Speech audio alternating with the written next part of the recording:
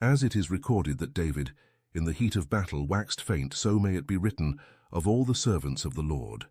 Fits of depression come over the most of us.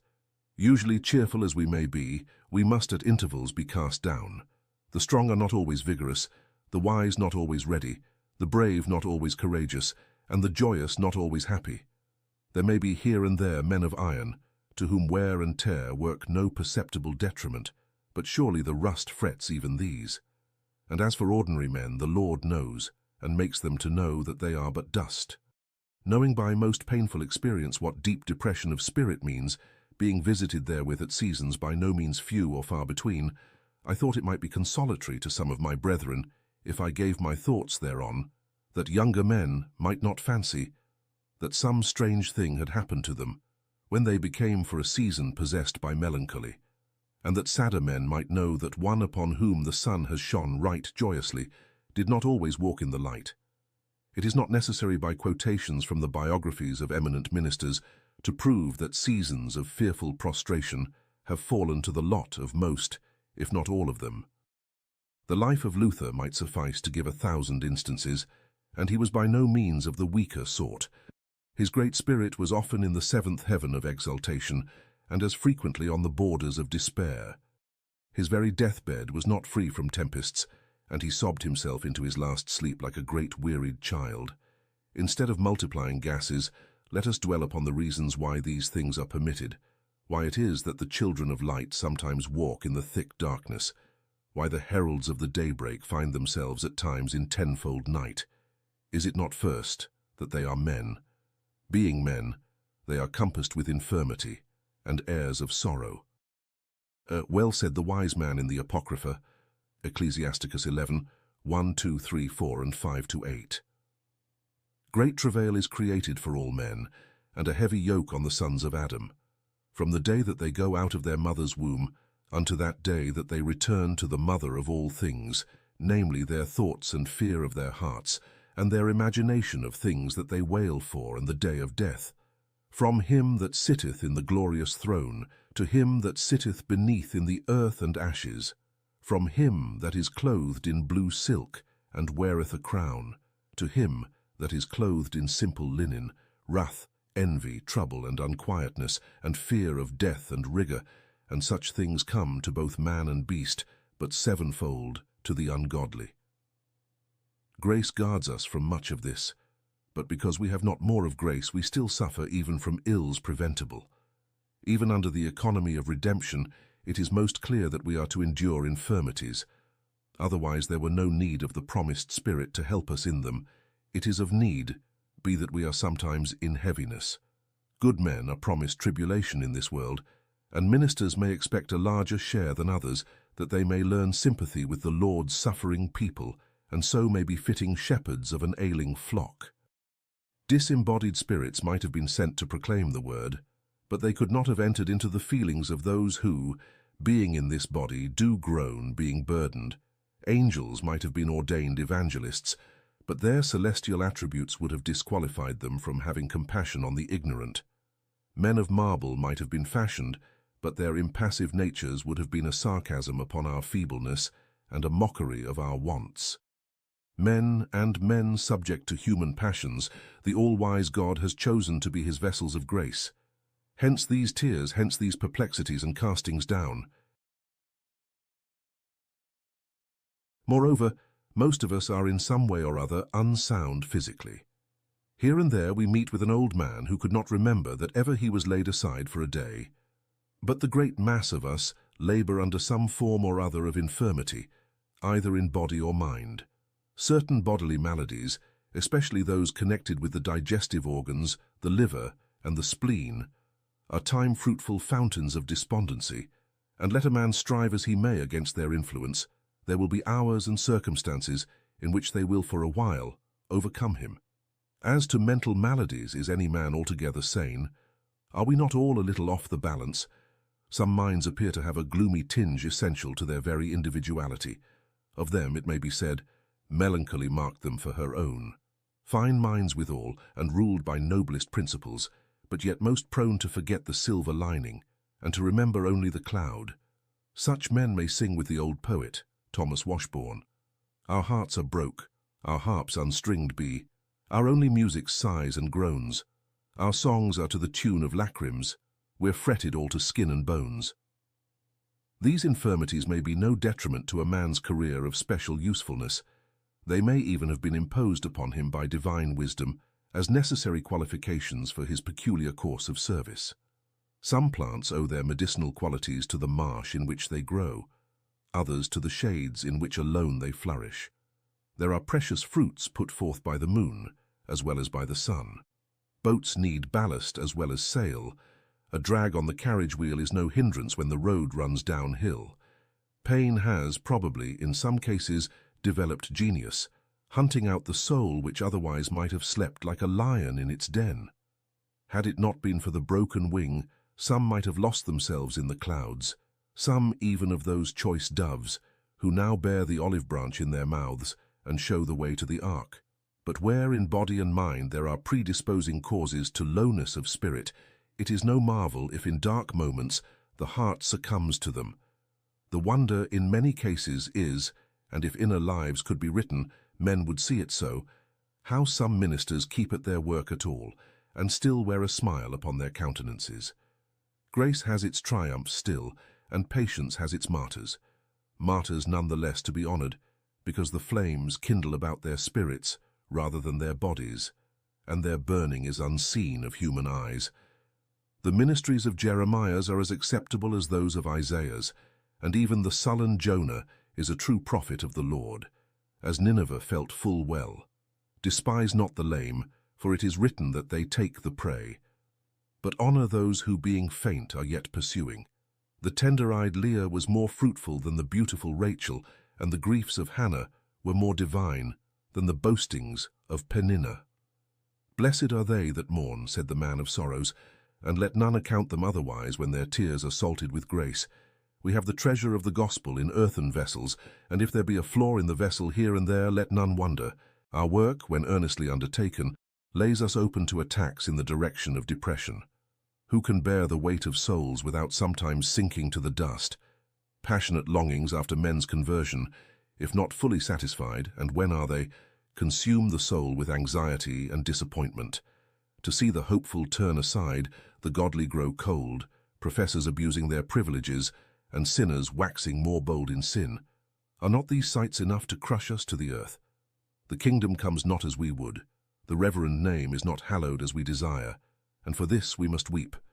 How can we be otherwise than sorrowful, while men believe not our report, and the divine arm is not revealed?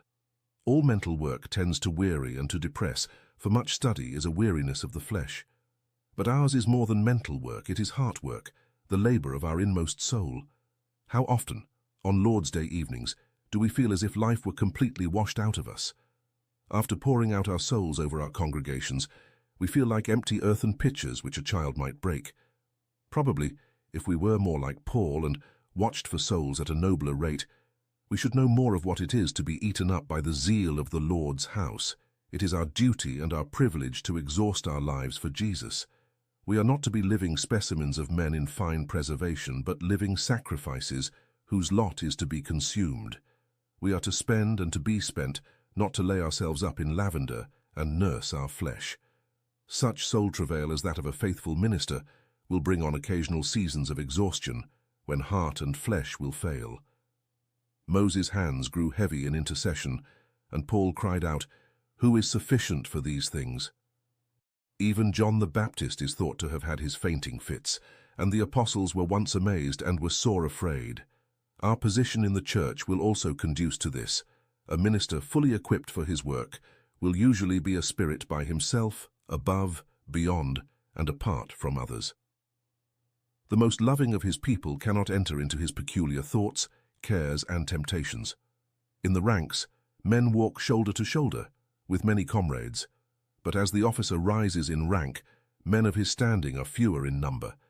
There are many soldiers, few captains, fewer colonels, but only one commander-in-chief, so, in our churches, the man whom the Lord raises as a leader becomes, in the same degree in which he is a superior man, a solitary man. The mountaintops stand solemnly apart and talk only with God as he visits their terrible solitudes. Men of God who rise above their fellows into nearer communion with heavenly things, in their weaker moments feel the lack of human sympathy. Like their Lord in Gethsemane, they look in vain for comfort to the disciples sleeping around them. They are shocked at the apathy of their little band of brethren and return to their secret agony with all the heavier burden pressing upon them, because they have found their dearest companion slumbering. No one knows but he who has endured it, the solitude of a soul which has outstripped its fellows in zeal for the Lord of hosts. It dares not reveal itself lest men count it mad.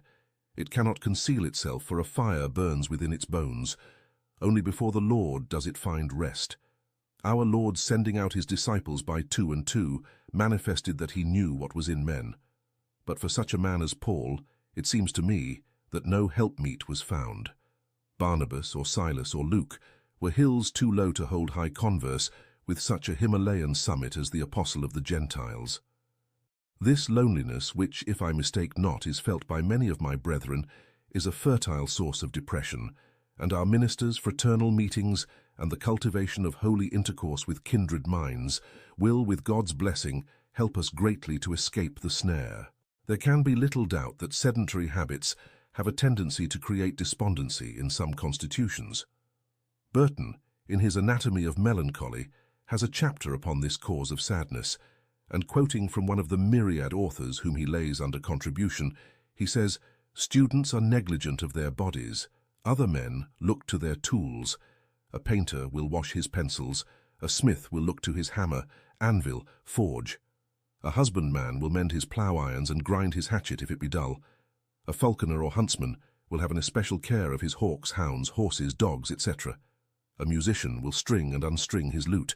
Only scholars neglect that instrument, their brain and spirits, I mean, which they daily use. Well saith Lucan, see thou twist not the rope so hard that it break. To sit long in one posture, poring over a book or driving a quill, is in itself a taxing of nature.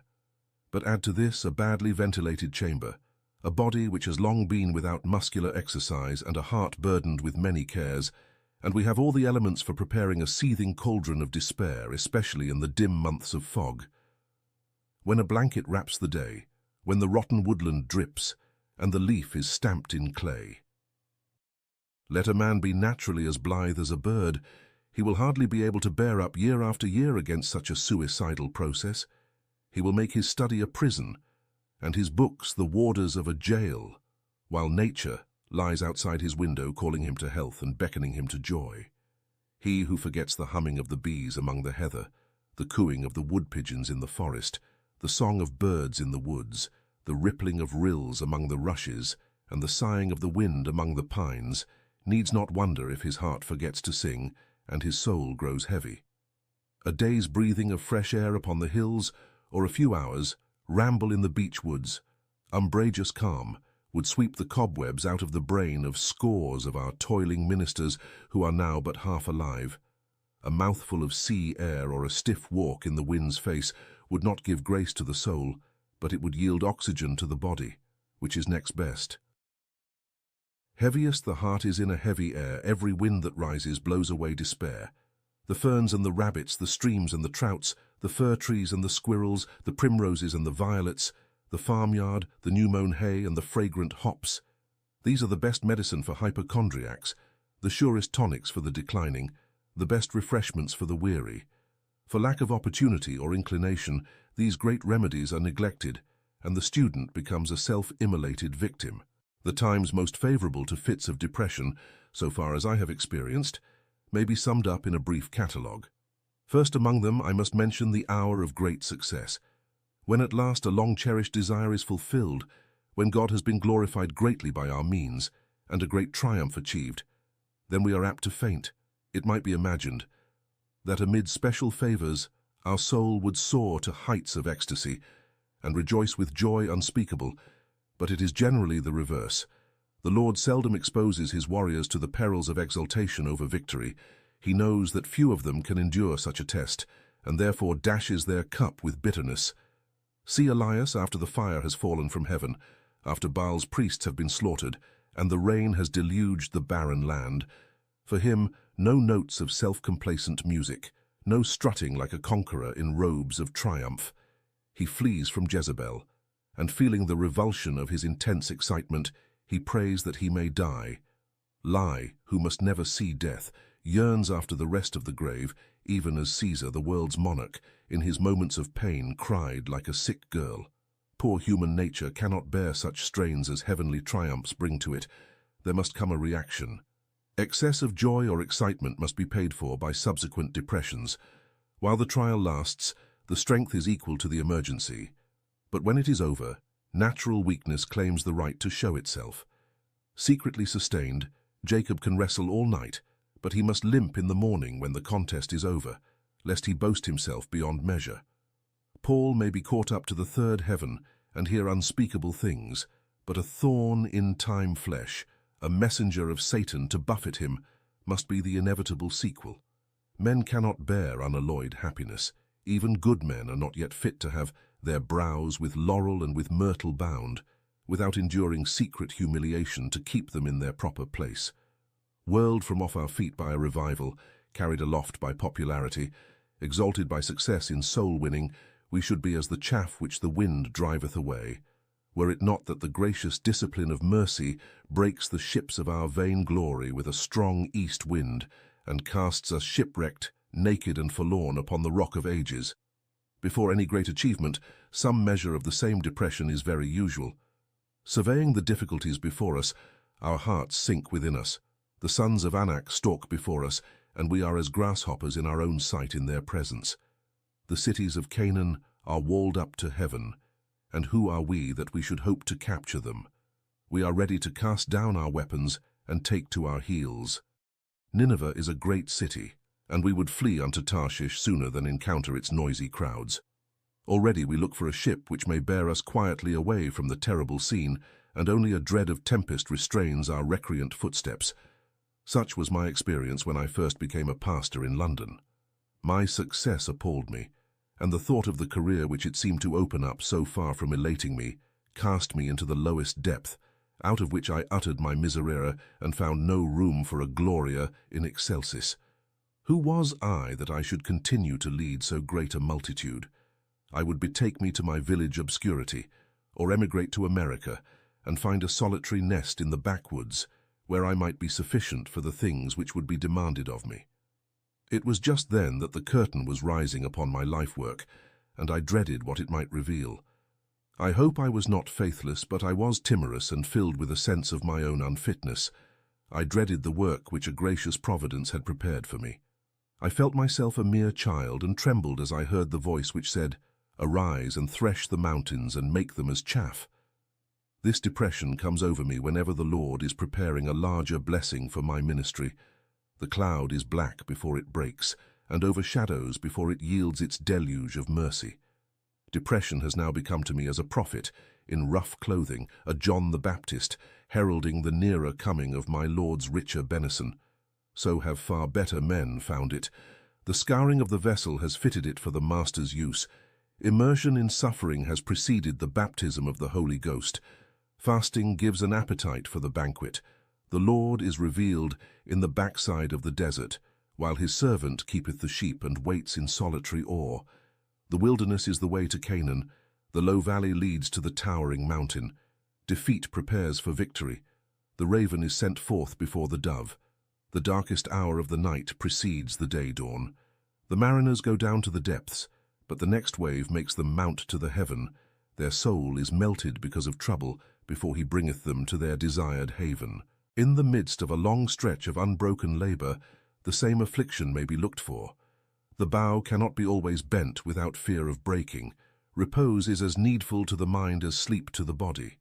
Our Sabbaths are our days of toil, and if we do not rest upon some other day, we shall break down. Even the earth must lie fallow, and have her Sabbaths, and so must we. Hence the wisdom and compassion of our Lord, when he said to his disciples, "Let us go into the desert and rest a while." What? When the people are fainting? When the multitudes are like sheep upon the mountains without a shepherd? Does Jesus talk of rest? When scribes and Pharisees, like grievous wolves, are rending the flock, does he take his followers on an excursion into a quiet resting place? Does some red-hot zealot denounce such atrocious forgetfulness of present and pressing demands? Let him rave in his folly. The Master knows better than to exhaust his servants and quench the light of Israel. Rest time is not waste time. It is economy to gather fresh strength. Look at the mower in the summer a day, with so much to cut down ere the sun sets. He pauses in his labour. Is he a sluggard? He looks for his stone, and begins to draw it up and down his scythe with rink-a-tink, rink-a-tink, and rink-a-tink. Is that idle music? Is he wasting precious moments? How much he might have moaned while he has been ringing out those notes on his scythe. But he is sharpening his tool, and he will do far more when once again he gives his strength to those long sweeps which lay the grass prostrate in rows before him. Even thus, a little pause prepares the mind for greater service in the good cause. Fishermen must mend their nets, and we must every now and then repair our mental waste and set our machinery in order for future service. To tug the oar from day to day, hike a galley slave who knows no holidays, suits not mortal men. Mill streams go on and on forever, but we must have our pauses and our intervals. Who can help being out of breath when the race is continued without intermission? Even beasts of burden must be turned out to grass occasionally. The very sea pauses at ebb and flood.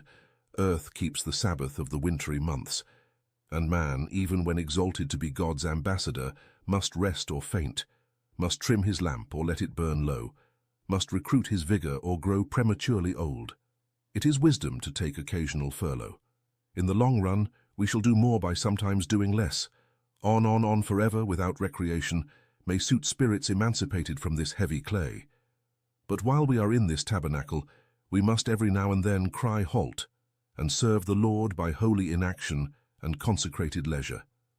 Let no tender conscience doubt the lawfulness of going out of harness for a while, but learn from the experience of others the necessity and duty of taking timely rest.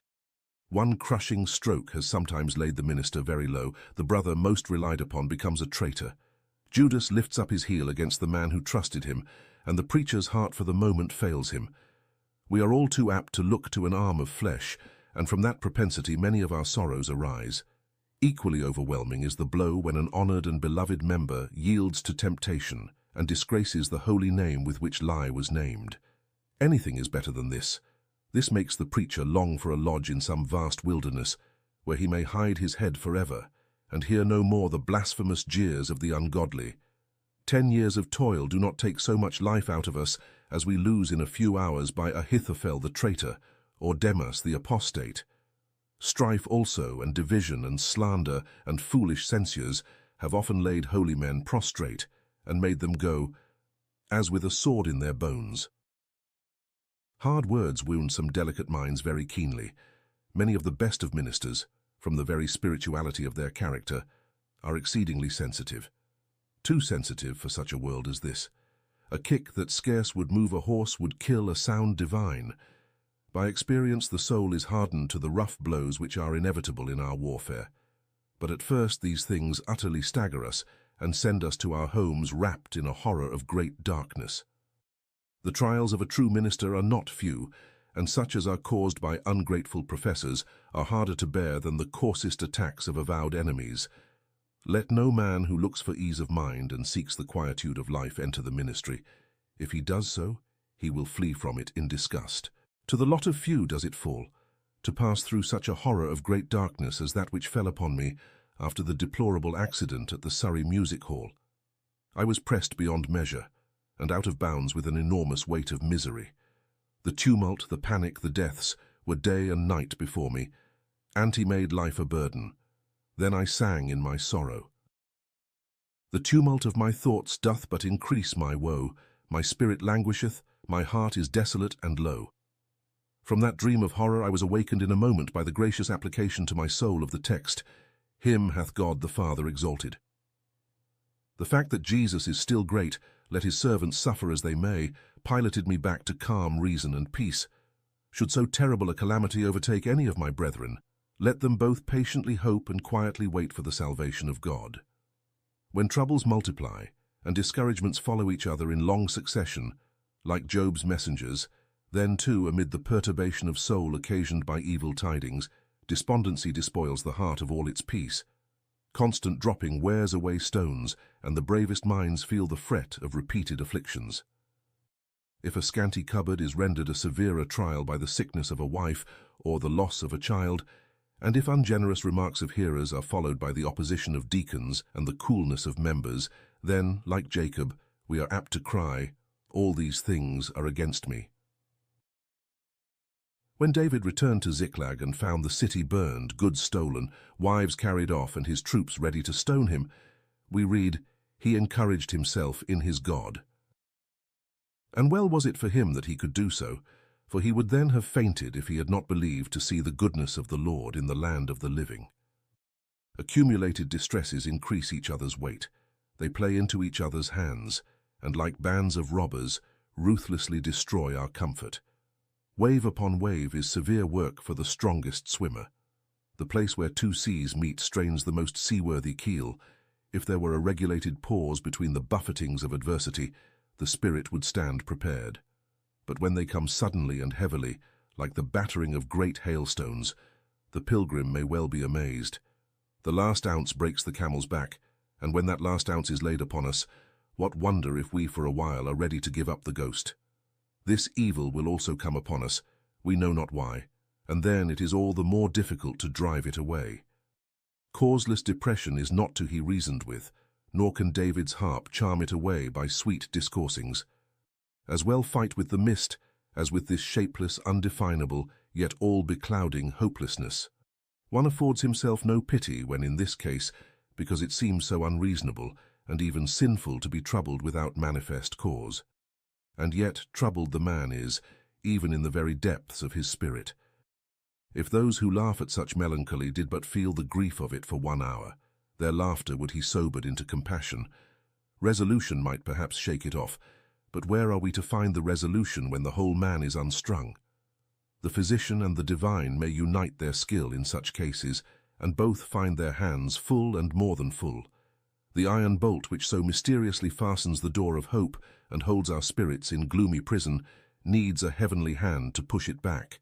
And when that hand is seen, we cry with the apostle, "Blessed be God, even the Father of our Lord Jesus Christ, the Father of mercies, and the God of all comfort, who comforteth us in all our tribulation, that we may be able to comfort them which are in any trouble, by the comfort wherewith we ourselves are comforted of God." 2 Corinthians 1, 3 and 4.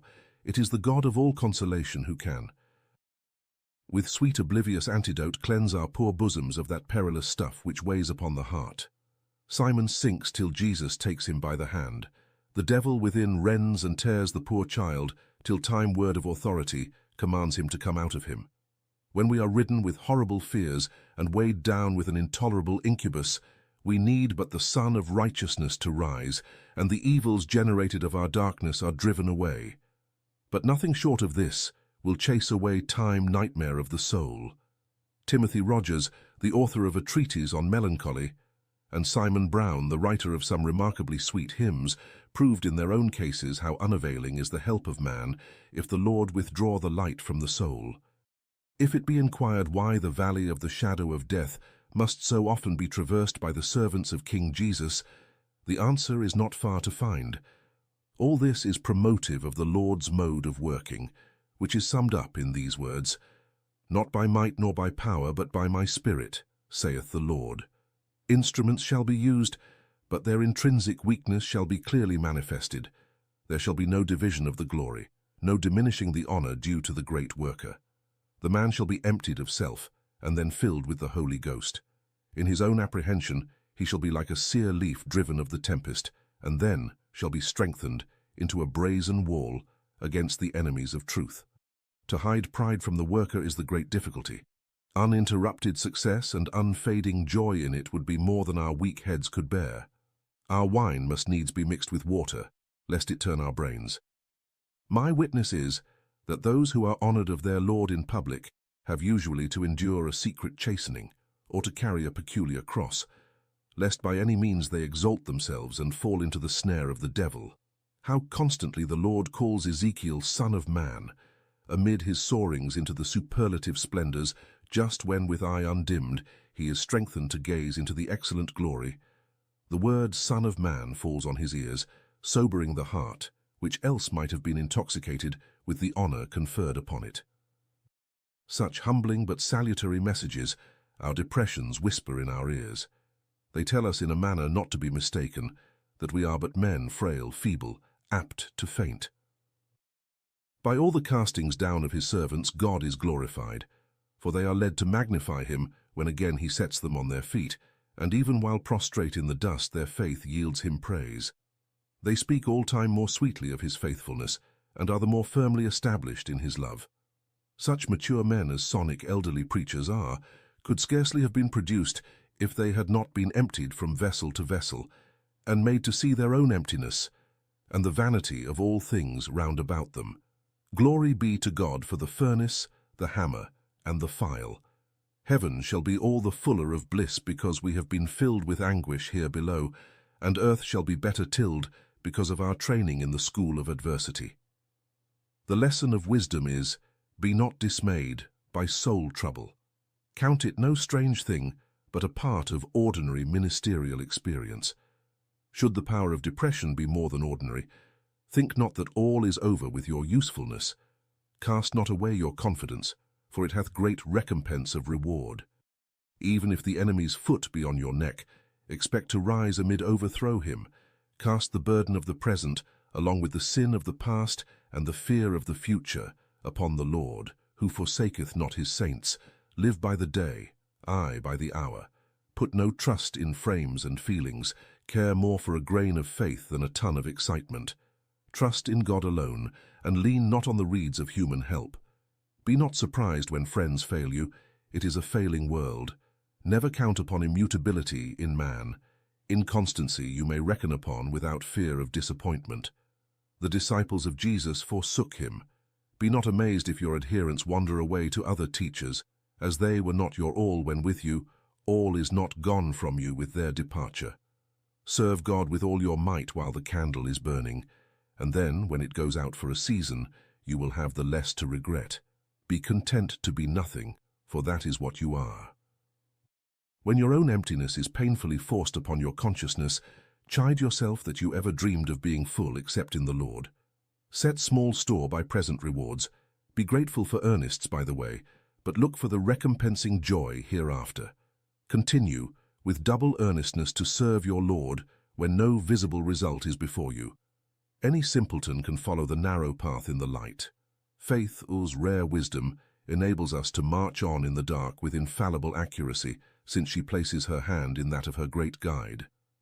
Between this and heaven there may be rougher weather yet, but it is all provided for by our covenant head. In nothing let us be turned aside from the path which the divine call has urged us to pursue. Come fair or come foul, the pulpit is our watchtower, and the ministry our warfare. Be it ours, when we cannot see the face of our God, to trust under the shadow of his wings.